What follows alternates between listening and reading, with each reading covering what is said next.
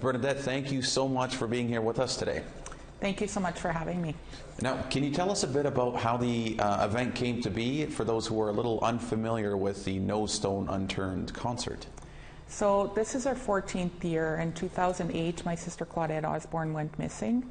And at that time, there was no kind of community support. And we really wanted to bring community together to really help support those families who are going through this, but also really to help connect people to the issue. We felt like people who weren't directly connected weren't, involved in the issue. They didn't know about missing and murdered Indigenous women.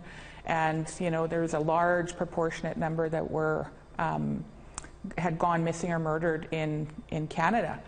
We had a man by the name of Hector Mino, who was from my sister's community, Norway House Cree Nation, who came forward that was a musician, and he wanted to do a benefit concert to raise some reward dollars towards a reward for my sister. So we raised about $10,000. Nobody came forward, and we've just continued it in honor of her every year, but also to help support those families who are grieving.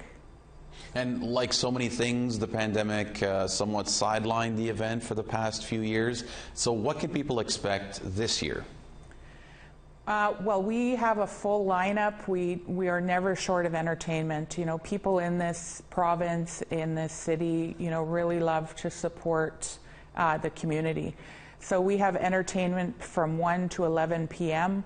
We have Hector Mino opening up the show. We have up-and-coming artists that are from the community, like Ivy Venin, Gator Bolio, Kristen McKay, who is actually from my community of Pine Creek.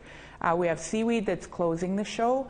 And then we have family activities all day. So we have 4 bouncers going. We have popcorn, ice cone machines.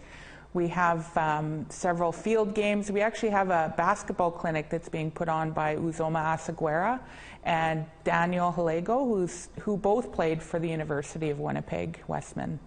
Well, it certainly sounds like a lot of activities and should be a lot of fun from everything you just said. And you're now an NDP member of the Legislative Assembly in Manitoba. Why is it still important for you to hold this event with everything that you have going on?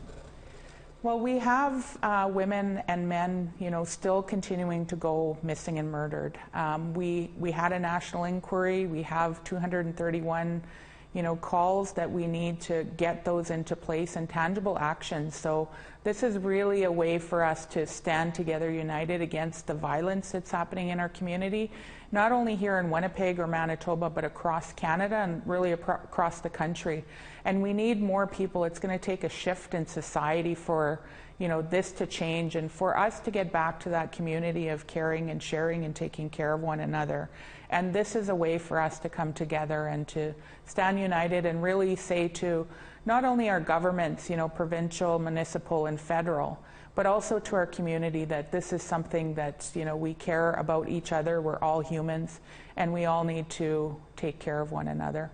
So I'm looking forward to seeing lots of people out standing united and supporting one another and really, signaling that this needs to stop and that we are here together to stop this from happening to one another. All right, Bernadette, we'll have to leave it there, but we certainly appreciate you taking a few minutes to explain what's going on this weekend. Again, certainly sounds like there's going to be a lot and a lot of fun as well, so appreciate it, and thanks for stopping by. Thank you so much for having me.